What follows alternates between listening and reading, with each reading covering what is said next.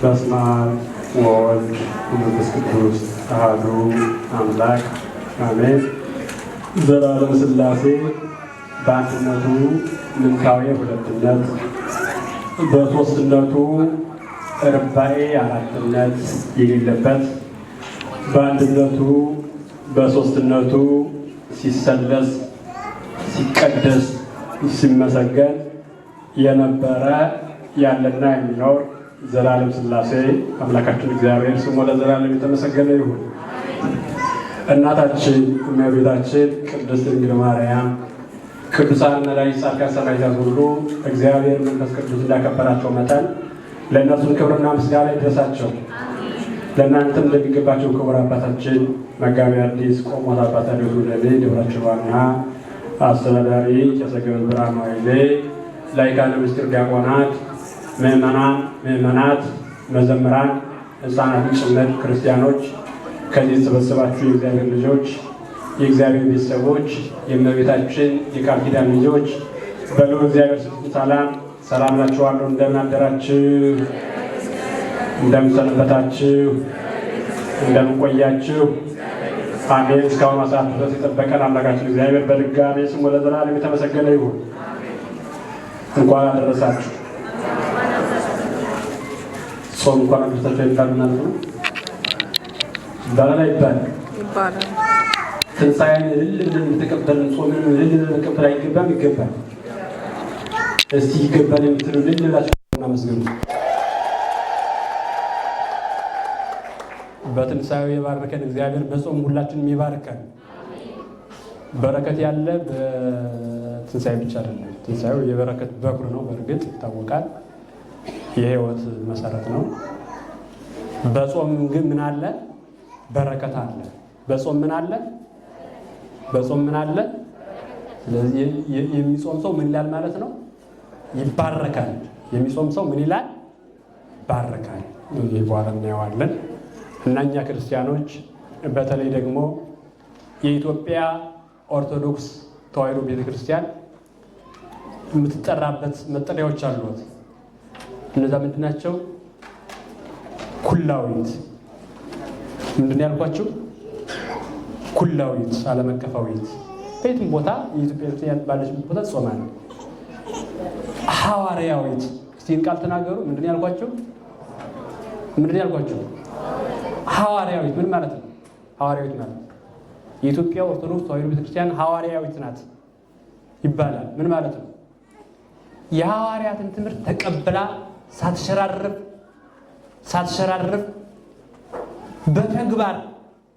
በተግባር ስራ ላይ የምታውል፣ ሐዋርያት ያደረጉትን ሁሉ የምታደርግ፣ ሐዋርያት የሰበኩትን ቤተክርስቲያን ወንጌል በሚገባና በሚገባው ልክ ሳትጨምር ሳትቀንስ የምትሰብክ የሥላሴን አንድነት ሦስትነት በእውነቱ በአሁኑ እንደ ኢትዮጵያ ኦርቶዶክስ ተዋሕዶ ቤተክርስቲያን አምልቶ አስፍቶ አመስጥሮ የሚያስረዳ ተቋም አታገኙ። ይህ ማጋነን አይደለም፣ እውነት ስለሆነ በየቦታው የክርስቶስን ስም አምነውም ሳያምኑ የሚጸሩ ብዙዎች ናቸው። አይታችሁ ከሆነ በየቦታው አምነውም ሳያምኑ የኢየሱስ ስም የሚጸሩ በጣም በርካቶች ናቸው። ምስጢረ ሥላሴን ግን ተስቷቸው ሲናገሩ ሰምታችሁ ታውቃላችሁ? ታውቃላችሁ? አንደኛ ያውቁት፣ ግልጽ ስንነጋገር አንደኛ ያውቁት። ምስጢረ ሥላሴ የሚባል ታሪክ በእነሱ የለም። ያለ ምስጢረ ሥላሴ ደግሞ ክርስትና ሊታሰብ አይችልም።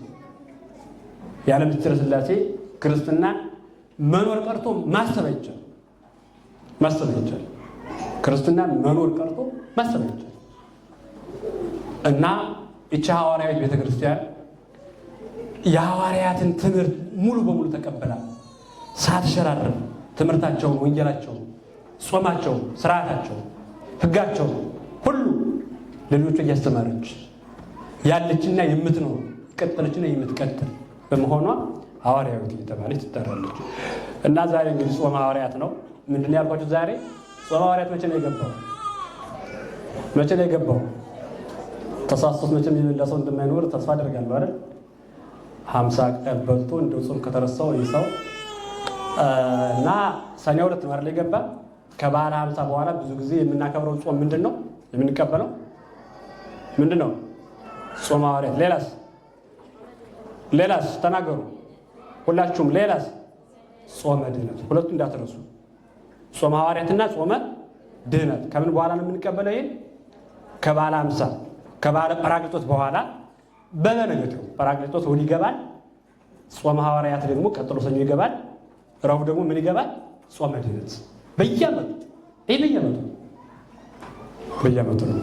ምናልባት እንዲያው በኋላ እንዳረሳው እንገራቸው። ጾመ ሐዋርያት ማለቂያው ይታወቃል። መደምደሚያው መቼ ነው? መደምደሚያው ሐምሌ 5። መግቢያው ነው የማይታወቀው። ምንድን ያልኳቸው? መጠናቀቂያው ይታወቃል ሐምሌ 5 ስለሆነ፣ መግቢያው ግን ብዙ ጊዜ አይታወቅም። ለምን የማይታወቀው? የባሕረ ሐሳብ ጉዳይ ስለሆነ፣ በባሕረ ሐሳብ ስለሚወጣ ወደ ላይ ወደ ታች መምጣት ጉዳይ አለ። አምና ለምሳሌ ወደ ላይ ሄዶ ነበር፣ በጣም ታስታውሳላችሁ። ዘንድሮ ደግሞ ወደዚህ።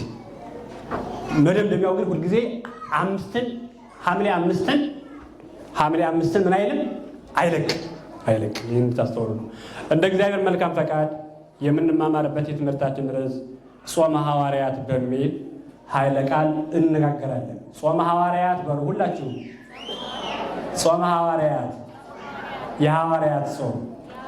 ስለ ጾሙ ስለ ቃሉ የቃሉ ባለቤት እግዚአብሔር የተመሰገነ ይሁን። ጾሙን የበረከት ጾም ያድርግልን፣ የሕይወት ጾም ያድርግልን፣ የስርየት ጾም ያድርግልን እና ጾመ ሐዋርያት ነው የትምህርታችን ርዕስ። በመግቢያ ቅድም እንዳልነው ከበዓለ 50 በኋላ 2 ታላላቅ አጽዋማት አሉ። 2 ታላላቅ አጽዋማትን እንቀበላለን። ከመቼ በኋላ? ከበዓለ 50 በኋላ፣ ከፋሲካ መጠናቀቅ በኋላ 2 አበይት አጽዋማትን እንቀበላለን። እነዛ እነማን ናቸው? ጾመ ሐዋርያትና ጾመ ድህነት። ጾመ ሐዋርያትና ጾመ ምን? ጾመ ድህነት። እነዚህ 2ቱ አጽዋማት ከስንቱ መካከል ናቸው? ከ7ቱ አጽዋማት መካከል ናቸው። 2ቱ አጽዋማት ከስንቱ አጽዋማት መካከል ናቸው? ከ7ቱ አጽዋማት መካከል ናቸው። ለምን? ለእኛ ለክርስቲያኖች ስንት አጽዋማት ነው ያሉ? ስንት አጽዋማት ነው ያሉ? 7 አጽዋማት አሉ። 7 የሕግ አጽዋማት፣ የአዋጅ አጽዋማት። ማንኛውም ክርስቲያን ለመጾም እድሜው የደረሰለት ማንኛውም ክርስቲያን የሚጾማቸው 7 አጽዋማት አሉ። የሕግ አጽዋማት፣ የአዋጅ አጽዋማት የሚባሉት እነዚህ ናቸው። ከዛ ውጭ በፈቃድ መጾም ይቻላል። የመጾም ጭራሽ የማይፈቀድባቸው ጊዜያት አሉ። እነዛ ጠብቆ ግን ከ7ቱ አጽዋማት ውጭም በፈቃድ ይቻላል። እንደ ሕግ ግን፣ በአዋጅ ግን፣ በነፍስ ወከፍ ግን እንደ ክርስቲያን የክርስቲያንን አንድ ክርስቲያን የቤተ ክርስቲያንን ሕግ እንደሚጠብቅ ክርስቲያን የቤተ ክርስቲያንን ስርዓት እንደሚጠብቅ ክርስቲያን ግን ለአንድ ክርስቲያን ስንት አጽዋማት አሉት? 7 አጽዋማትን የመጾም ግዴታ አለብን። ጾመ ሐዋርያትን ከማየታችን በፊት ጾመ ድህነትን እንመልከት። አጭርም ስለሆነ እሱን እንየው። ጾመ ድህነት የሚባለው ማንና ማን ነው? ረቡዕና ዓርብ ነው። ይገርማችኋል፣ እነዚህ አጽዋማት በብሉይ ኪዳን ይጾሙ ነበረ። እነዚህ አጽዋማት በብሉይ ኪዳን ዘመንም ይጾሙ ነበረ። ጾመ አስቴርና ጾመ ዮዲት ተብሎ ማንና ማን ተብሎ?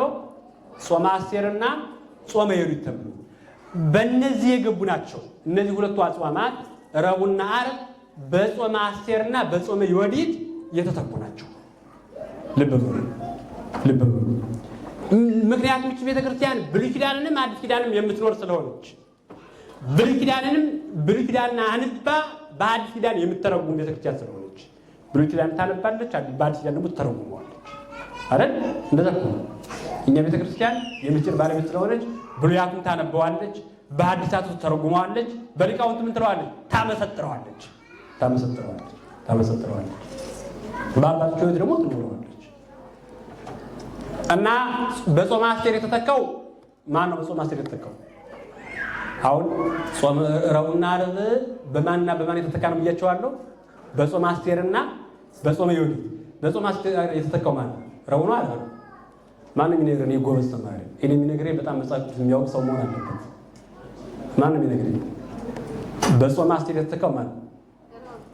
በጣም ጎበዝ በሆኑት ረቡዕ አለች። እስቲ እንዳንድ ልልላቸው አመስግን። በሆኑት ጎበዝ ተማሪዎችን ያነሳን እግዚአብሔር የተመሰገነ ይሁን። ሰነፎችን ያበርታል። ሰነፍ ሲኖር ጎበዝ አለ። በእርግጥ ሰነፍ የለም፣ ሁላችሁም ጎበዞች ናቸው። ምክንያቱም መጽሐፍ ቅዱስ ታነባላችሁና። በጾመ አስቴር የተተካው ረቡዕ ነው። በጾመ የሉሊት የተተካው ማን ነው? ዓርብ ነው። ሄዶ ረቡዕ ማለት በጾመ አስቴር የተተካው፣ ዓርብ ማለት በማን የተተካው ነው? በጾመ የሉሊት የተተካው። ታሪኩ ግን ይለያያል፣ የሚመሳሰልበት ማለት ነው። ታሪኩን ደግሞ በይዘው ደግሞ የምንማማርበት ይሆናል እና ጾመ ድነት የሚባለው ይሄ ነው። ጾመ ድነት ምን ይላል ሰለስቱ ምዕት? ስለዚህ ተናግረዋል። ኢትተአለው ጾመ እግዚአብሔር ዘውእቶም ዓርብ ዘውእቶም ረቡዕ።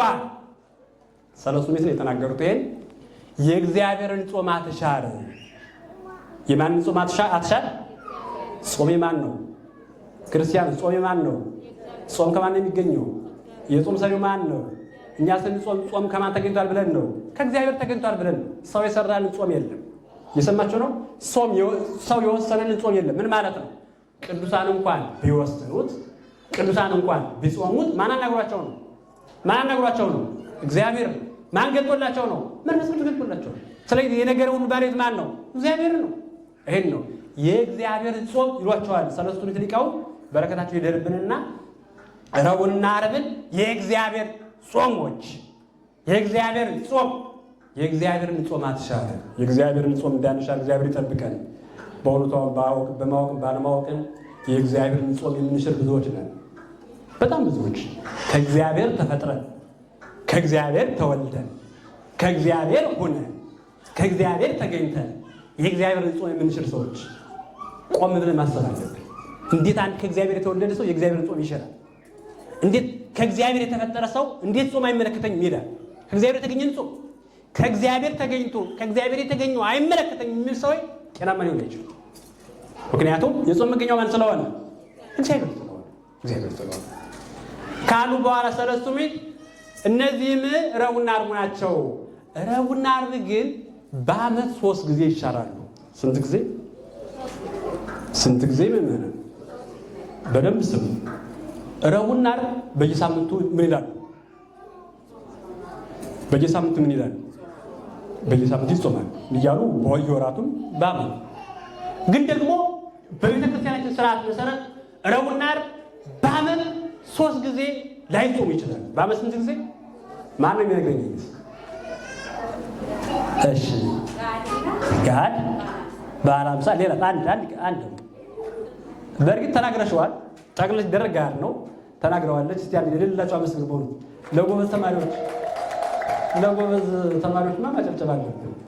ጭብጨባዋነት ግን ትክክል ናት። ጋድ ብላ ነው የገለጠችው። ስንት ጋድ ነው ያለው? ግን ጋድ አንድ ቢሆንም ስንት ጊዜ ይጾማል? ጋድ የልደትና የጥምቀት አያችሁ። ስሙ ረቡዕና ዓርብ በዓመት 3 ጊዜ ሊሻሩ ይችላል። የልደት የጥምቀትና የበዓለ ሃምሳ እንዳትረሱ። በእነዚህ ጊዜያት ለምሳሌ ልደት ረቡዕ ከዋለ ጋድ መቼ ይሆናል? ማክሰኞ ሆኖ ረቡዕ ምን ይላል? ይበላል። ልደት ዓርብ ከዋለ ሐሙስ ጋድ ይሆናል። ዓርብ ምን ይላል? ይበላል። ጥምቀትም እንዲሁ። በዓለ ሃምሳ ደግሞ አጠቃላይ 50 ቀን በሙሉ የሚበላባቸው ፍስክ ጊዜያት ስለሆኑ በነዛ ውስጥ ያሉ ዓርብና ረቡዕ ዕለታት ምን አይሉ አይጾሙ እና በዓመት 3 ጊዜ ላይ የማይጾሙበት ጊዜ አለ። የማይጾሙ እነዚህ ደግሞ ምን ስላላቸው? ለውጥ ጾም ስለሚደረግላቸው። ጋድ የሚባለው ለውጥ አይደል? ሌላ ትርጉም አለው ግን ለውጥ ሕፃናትን ያላቸው በጋድ ምክንያት ጾሙ ይፈጸምና ረቡዕና ዓርብ በተድላ በደስታ በፍስክ እንደሚከበረው ሊከበሩ ይችላል። ከዚህ ውጭ ግን ረቡዕና ዓርብ መሻር ይቻላል አይቻልም? ይቻላል አይቻልም? ተናገሩ። ይቻላል አይቻልም? አይቻልም። ጾም የማን ስለሆነ? የእግዚአብሔር ስለሆነ። የእግዚአብሔር የሆነን ነገር የሚያፈርስ ደግሞ እርሱን እግዚአብሔር ይበቀለዋል። እርሱን እግዚአብሔር ይገስጸዋል። እርሱን እግዚአብሔር ይቀጣዋል። ከእግዚአብሔር ቁጣ የአባቶችን ጸሎት ይሰውራል። ጾመ ድኅነት ነው። ወደ ዋናው የትምህርታችን ክፍል ስንመለስ የትምህርታችን ርዕስ ምንድን ያልኳችሁ ምዕመናን? ምንድን ያልኳችሁ? ጾመ ሐዋርያት። ጾመ ሐዋርያት ምንድን ነው? የጾም ጥቅሞችስ ምን ይመስላሉ? እነዚህን እናያለን። ጾመ ሐዋርያትን ለምን እንጾማለን? እነዚህንም እናያለን። ጾመ ሐዋርያት እንግዲህ የሐዋርያት ጾም ማለት ነው። የተሰየመው በሐዋርያት ስም ነው። በሐዋርያት ስም ነው። ምክንያቱም የጾሙት እነማን ስለሆኑ? እነሱ ስለሆኑ ሐዋርያት ስለጾሙት፣ ሐዋርያት የራሳቸውን ጾም ራሳቸው ስለጀመሩት በእነርሱ ስያሜ በስራ በራሳቸው በራሳቸው በሐዋርያት ተሰይሞ ምን ተብሎ ይጠራል? ጾመ ሐዋርያት። የጾሙት እነሱ ስለሆኑ የጀመሩት እነሱ ስለሆኑ የእነሱ ጾም የጾሙት የጀመሩት እነሱ በመሆናቸው ቤተክርስቲያናችን ስሙን አያይዛ በእነሱ ስም ሰይማ ሐዋርያት ብላ ሳይሆን ጾመ ሐዋርያት ብላ ከሰባቱ አጽዋማት መድባ እንድንጾመው እየተመማር እንገኛለን። ይገርማችኋል ምዕመናን፣ ይህ ጾም ሐዋርያት ከመጾማቸው በፊት አስቀድሞ በጌታ ተነግሮ ነበር። አምላካችን መድኃኒታችን ኢየሱስ ክርስቶስ ለስም አጠራሩ ክብር ምስጋና ይግባውና ይሄ እንደሚሆን ተናግሮ ነበር። ምን እንደሚሆን? ሐዋርያት እንደሚጾም ስለ ሐዋርያት ጾም አስቀድሞ ተናግሮ ነበር። በማቴዎስ ወንጌል ምዕራፍ 9 ቁጥር 14 ላይ ተጽፎ እንደሚገኘው የዮሐንስ ደቀ መዛሙርት መጥተው እኛና ፈሪሳውያን በጣም ብዙ ጊዜ እንጾማለን፣ የአንተ ደቀ መዛሙርት ግን ለምንድን ነው የማይጾሙት አሉት። ጥያቄ ነው የጠየቀው። እኛ እንጾማለን፣ የአንተ ደቀ መዛሙርት ግን ለምንድን ነው የማይጾሙት ሲሉት ወይቤሎሙ እግዚእ ኢየሱስ የሙሽራው ልጆች ሙሽራው ባለበት ሰዓት፣ ሙሽራው ከነሱ ባልተለየበት ሰዓት፣ ሙሽራው ከነሱ ጋር ባለበት ጊዜ ሊጾሙ አይገባቸውም። ሙሽራው ከነሱ የሚወሰድበት ጊዜ አለ፣ ያን ጊዜ ይጾማሉ አላቸው። አያችሁ፣ አይጾሙም አላላቸው፣ አይመለከታቸውም አላላቸው። ለምን? ጾም ተገቢ ስለሆነ፣ ጾም በራሱ ተገቢ ስለሆነ፣ ጾም በራሱ የክርስትናው ክፍል ስለሆነ፣ ጾም በራሱ ጥቅም ያለው ስለሆነ፣ ጾም በራሱ በረከት ያለው። ያለ ጾም በረከት አይታሰብም። ያለ ጾም ክርስትናን መኖር አይታሰብም። ክርስትናን መኖር የሚቻለው በጾም። ጾም የሌለው ክርስትና ባዶ ነው የሚሆነው። አልጫ ነው። ጾም የሌለው ክርስትና አልጫ፣ ጾም የሌለው መንፈሳዊነት አልጫ ነው። ጾም የሌለው ማተብ አልጫ ነው የሚሆነው። ጾም የሌለው ሕይወት አልጫ ነው የሚሆነው። ምዕመን የማይጾም ሰው ሕይወቱ አልጫ ነው። ሕይወታችን አልጫ እንዳይሆን እግዚአብሔር ይጠብቀን እና ይጾማሉ ብሎ ተናግሮ ነበር። ለወደፊት የሚሆነው ይጾማሉ በማለት አስቀድሞ ተናግሮ ነበር እና ሙሽራው ክርስቶስ ከነሱ ሲለይ ሲያርግ መንፈስ ቅዱስ ከወረደላቸው በኋላ ሐዋርያት የጾሙት ጾም ምን ይባላል?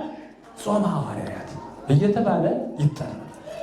ሐዋርያት መንፈስ ቅዱስ ከወረደላቸው በኋላ ወዲያውኑ የሥራ መጀመሪያቸው ምን ነበር ያደረጉት? መንፈስ ቅዱስ ከወረደላቸው በኋላ ምን ነበር ያደረጉት? ጾም ነው የጾሙ። በደንብ ስሙ። አባቶቻችን የሥራቸው መጀመሪያ የሚያደርጉት ምንድን ነው? ጾምን ነው። ለምሳሌ ሙሴን ተመልከቱ። ሕገ ኦሪትን ለእስራኤል ከማስተማሩ በፊት ጾምን ነው የጾሙ። ቀጣይ ሄዶ አላስተማራቸው። ከጾም በኋላ ነው ያስተማራቸው። ከጾም በኋላ ነው ወደ ማስተማር ስራው የተሰማራው።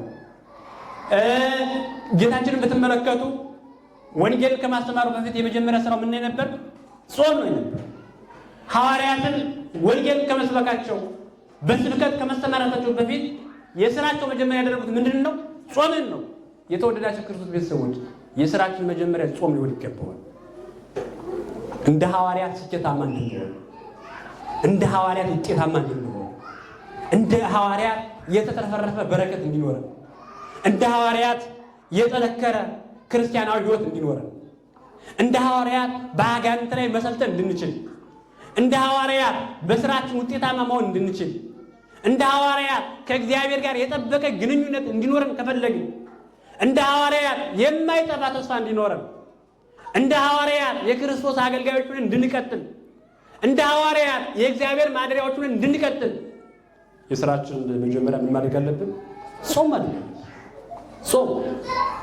ጾም ለምን? መብል የኃጢአት መሰረት እንደሆነ ሁሉ ጾም ደግሞ የትሩፋት መሰረት ነው። ብዙ ጊዜ የሚበላ ሰው፣ ብዙ ጊዜ የማይጾም ሰው ይሸነፋል። የሚጾም ሰው ደግሞ ያሸንፋል። አሸናፊ ነው። የሚጾም ሰው አይሸነፍም። ዓለም አያሸንፈው፣ ኃጢአት አያሸንፈው፣ ዲያብሎስ አያሸንፈው፣ አጋንንት አያሸንፉት፣ ዝሙት አያሸንፈው፣ አመንዝራዊነት አያሸንፈው፣ ርኩሰት አያሸንፈው፣ ስግብግብነት አያሸንፈው፣ ከንቱ ውዳሴ አያሸንፈው፣ ስስት የሚያሸንፈው ይሆናል። የሚያሸንፈው ሐዋርያት መንፈስ ቅዱስ ወዲያው እንደወረደላቸው ወደ ሌላ ስራ ሳይሰማሩ መጾማቸው በራሱ ፍጹም አማኞች፣ ፍጹም የክርስቶስ ተማሪዎች፣ ፍጹም የክርስቶስ ደቀ መዛሙርት፣ ፍጹም የክርስቶስ ተከታዮች መሆናቸውን ያረጋግጣል። ለምን? ክርስቶስ ሐዋርያትን ሲመርጣቸው ምንድን ነበር እያለ የመረጣቸው? ኑ ተከተሉኝ እያለ ነበር የመረጣቸው። ምን በሉኝ ተከተሉኝ እያለ መረጣቸው። ይገርማችኋል። ሁለት አይነት መከተል አለ። በሁለት መንገድ ተከትለውታል። ሐዋርያት ክርስቶስን በሁለት መንገድ የተከተሉት። በምንና በምን? በእግርና በግብር። ግብርና እግር ይለያያል። በእግር መከተልና በስራ መከተል ይለያያል። ለምሳሌ አንድ ሌባ በሄደበት መንገድ ተከትሎ በእግር ተከትሎ መሄድና ሌባው የሚሰራውን እየሰሩ መከተል ይለያያል። እና በእግር መከተል አለ፣ በግብር መከተል አለ። ሐዋርያትን ኑ ተከተሉ ሲላቸው ለጊዜው በምን የተከተሉ? በእግር ሳይውሉ ሳያድሩ ሳያመነቱ አባቴ፣ እናቴ፣ ወንድሜ፣ እህቴ፣ ቤተሰቤ፣ ሀብቴ፣ ንብረቴ ሳይሉ ቆይ እናስብበት ሳይሉ እናስብበት፣ እናማክርበት፣ አማካሪ እንጠይቅበት፣ ባለሙያ እንጠይቅበት ሳይሉ እለቱን ነበር የተከተሉት። እንዴ በክርስቶስ እኮ ማመንታት አይቻልም። ክርስቲያኖች የክርስቶስን ጥሪ በእናት በአባት ምክንያት መግፋት አይቻልም። የክርስትናን ጥሪ በቤተሰብ ምክንያት፣ በትዳር ምክንያት፣ በሀብት በንብረት፣ በዓለማዊ ፍላጎት፣ በዓለማዊ ምኞት ምክንያት መግፋት ይቻላል? አይቻልም። እና ለጊዜው በግብር ተከተሉ። በኋላ ግን በምን ተከተሉ? በግብር ተከተሉ። ለምን? ክርስቶስ ጾምን የሥራው መጀመሪያ እንዳደረገ ሐዋርያትም የሥራቸው መጀመሪያ ምን አደረጉ? ጾም አደረጉ። ክርስቶስ ሥራውን በጾም እንደጀመረ ሐዋርያትም አገልግሎታቸውን በምን ጀመሩ? በጾም ጀመሩ። ክርስቶስ ወንጌልን እንደሰበከ ሐዋርያትም ወንጌልን ሰበኩ። ክርስቶስ ወንጌልን እየሰበከ ገቢረ ተአምራት እንዳደረገ ሐዋርያትም ወንጌልን እያስተማሩ ገቢረ ተአምራት እንዳደረጉ ሙት አነሱ፣ ድውይ ፈወሱ፣ ለምጻሞችን አነጹ። ክርስቶስ ያደረገውን ሁሉ አደረጉ በተቻላቸው መጠን እንደየጸጋቸው። ክርስቶስ ወንጌልን በመስበኩ መከራ እንደተቀበለ ሐዋርያቱ ወንጌልን በመስበካቸው ምን ተቀበሉ? መከራ ተቀበሉ። ስለዚህ ክርስቶስን በግብር መሰሉት አልመሰሉትም? መሰሉት ማለት ይሄ ነው። በግብር ተከተሉ። ክርስቲያኖች ክርስቶስን በእግር ብቻ መከተል ውጤታማ ያደርግ። በምን የምንከተለው? በስራ በግብር። ክርስቶስ እንደጾመ መጾም። ክርስቲያን እኮ የታደለ እኮ ነው። በዚህ ዓለም የተለየ ጸጋ ያለው ማነው ትባሉ? ክርስቲያን። ለምን? የምናደርገው ስራችን እንኳን ክርስቶስ ያደረገው ነው የምናደርገው። ስንጾም ጾም በእኛ የተጀመረ እንዳይመስላችሁ። ጾም በማን የተጀመረ? በክርስቶስ አይደል? በክርስቶስ። ስለዚህ የማን ጾም ነው የምንጾመው? የእግዚአብሔርን ጾም። ማን እንደጾመ የምንጾመው? እግዚአብሔር እንደጾመ። ክርስቲያን እኮ በእውነቱ የታደለ ማለት የተለየ ጸጋ ያለው ፍጡር ማነው ይባል? ክርስቲያን። ጾማችን ክርስቶስ ሊጾም፣ ብንጾም ክርስቶስ ይጾመው፣ ብንጸልይ ክርስቶስ ይጸልየው ጸሎት። ለምን? የጸሎታችንን ምክንያት ምሳሌ እሱ ነው። አብነታችን እሱ ነው። የጾማችንም አብነት እርሱ ነው። እና እንደ ሐዋርያት ለመባረክ፣ እንደ ሐዋርያት ውጤታማ ለመሆን፣ እንደ ሐዋርያት ዓለምን ለማሸነፍ፣ እንደ ሐዋርያት ከዓለም ለመውጣት፣ እንደ ሐዋርያት የክርስቶስን ትልቁን ዙፋን ትልቁን ጸጋ ለመጎናጸፍ ምን ማለት ያስፈልጋል? መጾም ያስፈልጋል። ጾም ማለት ምን ማለት ነው? የጾም ትርጉም እናያለን ብያቸዋለሁ። ከጾም ሐዋርያት ቀጥሎ የጾም ትርጉም። ጾም ማለት ምን ማለት ነው? ጾም ማለት ጾምሰ ተከልወተ ብእሲ እመብል በጊዜ እውቅ በውስተ ሕግ እንዘይት እዝብ ለዘሃገጎ ይላል ፍትሐ ነገሥቱ ላይ። ምን ማለት ነው? ጾም ማለት በታወቀ ጊዜ፣ በታወቀ ጊዜ፣ በታወቀ ሰዓት። ምን ማለት ነው? በታወቀ ጊዜ ማለት በሰባቱ አጽዋማት፣ በዐቢይ ጾም፣ በገሃድ፣ በጾመ ነቢያት፣ በጾመ ሐዋርያት፣ በጾመ ማርያም። በታወቀ ጊዜ ማለት ይሄ። በታወቀ ሰዓት ማለት ነው። የጾመት ነው። ምን አላቸው? ሰዓት አላቸው። ለምሳሌ ረቡዕና ዓርብ ሰብን ጾም፣ ረቡዕና ዓርብ ሰብን ጾም እንዴት ትታችሁታል? አንዳንድ ቦታ እስከ 6 ሰዓት ነው አላሉ። እውነት ነው ውሸት ነው? በተለየ ሁኔታ እንግዲህ ችግር ያለባቸው ሰዎች ከንስሐ አባቶቻቸው ጋር ተነጋግረው ካልሆነ የ6 ሰዓት ጾም የለም። አንድ የ6 ሰዓት ጾም ዓርብና ዓርብ እስከ 9 ሰዓት፣ ዓርብና ዓርብ እስከ 6 ሰዓት ነው? እስከ 9 ሰዓት። ዐቢይ ጾምስ አብይ ጾምስ ጾመ ዕርቃን እስከ 12 ማለት እስከ 11 ሕማማት ላይ ደግሞ እስከ 13 ከምሽቱ 1 ሰዓት ጨምረን እንጾማለን። የተለየ ምክንያት መጾም የሚያስችል ያላቸው ሰዎች ደግሞ ቤተ ክርስቲያኒቱ በተለየ መንገድ ታስተናግዳቸዋለች ማለት ነው። የሕግ ባለቤት ስለሆነች እና በታወቀ ሰዓት ማለት የጾሙ ሰዓት ነው። አጠቃላይ የታወቀ ጊዜ ሲለው 7 አጽዋማት ነው። የታወቀ ሰዓት ባል ደግሞ የጾሙ ሰዓት ማሪታክ ደግሞ ይተረጉመው ጾም ማለት ይላል። ጾም ማለት አሁን ጥሬ ፍቹ ነው። ጾም ማለት ውሎ መብላት፣ ሲርብ መተው፣ ምግብ አለማሻሻል፣ ጊዜያትንም አለመለዋወጥ ብሎ ማሪታክ ደግሞ ይተረጉመዋል። ይሄ ጥሬ ትርጉሙ ነው። ጾም ማለት ከምግብ መከልከል እስከ ተወሰነ ሰዓት ከምን መከልከል? ከምግብ መከልከል። ከምግብና ከምን? ከመጠጥ። ዳዊት እንዲህ ይላል በመዝሙር 108 ቁጥር 24 ላይ ጉልበቶቼ በምን ደከሙ ነው የሚለው? በጾም ደከሙ ይላል። ሰውነቴ ቅቤ በማጣት ከሳ ይላል። ጾም ከምግብ መከልከል ነው ብለናል።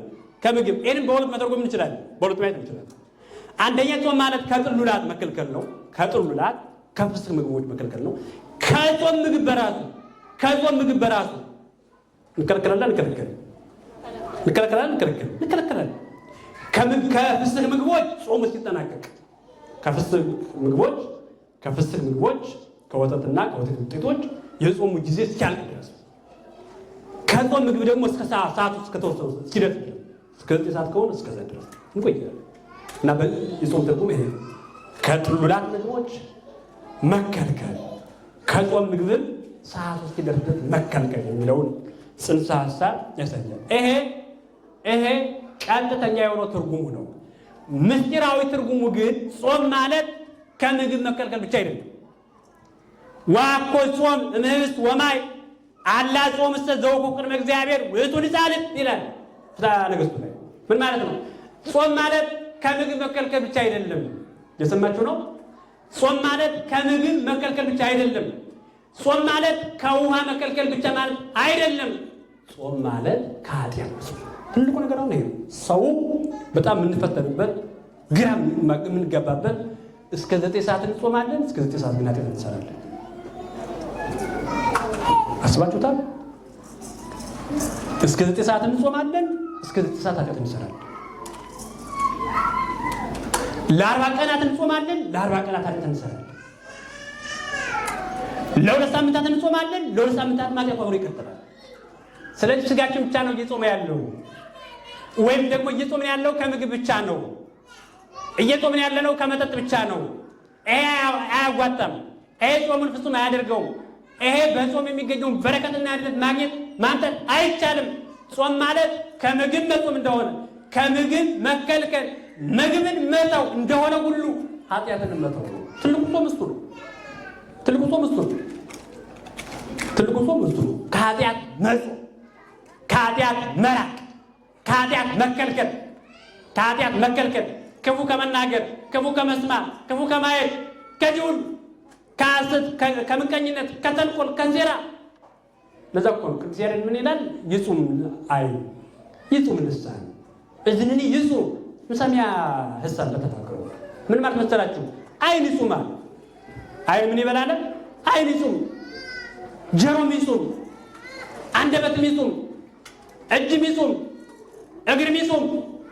ጾም ማለት ይህ ሲሆን ጾም ማለት ከእህል ከስጋዊ እንደተከለከልነው ሁሉ አይናችንም ክፉ ከማየት ሲጾም፣ እጃችንም ክፉ ነገር ያላስቀመጥነው ነገር ከማንሳት፣ ሰው ከመበደል፣ ሰው ከመግደል፣ ደም ከማፍሰስ ሲጾም፣ እጃችንም እግራችንም እንዲሁ ወደ ጣዖት ቦታ ከመሄድ ሲጾም፣ ወደ ሟርት ወደ አምልኮተ ባዕድ ከመሄድ ሲቆጠብ ሲከለከል ጾም ማለት ይሄ እንጂ በኃጢአት በተጨማለቀ ሰውነት ከምግብ ብንከለከለው እርሱ ጾማችን ምን ተረባው ለጾም ይላል መጽሐፍ ላይ ተጻፈው። እንዴ አንተ ኃጢአት እየሰራ ብትጾም፣ ኃጢአት እየሰራ እስከ 11 ሰዓት ብትጾም፣ ኃጢአት እየሰራ እስከ 12 ሰዓት ብትጾም፣ ኃጢአት እየሰራ ከሳምንት አንድ ቀን እህል ብቻ ብትመገብ የጾም ጥቅም ምንድን ነው? የተከበራችሁ የክርስቶስ ቤተሰቦች ኃጢአት እየሰራን የምንጾም ከሆነ እግዚአብሔር እንዲሁ ይወቅሰናል። አንተ ግብዝ ኃጢአት እየሰራ ብትጾም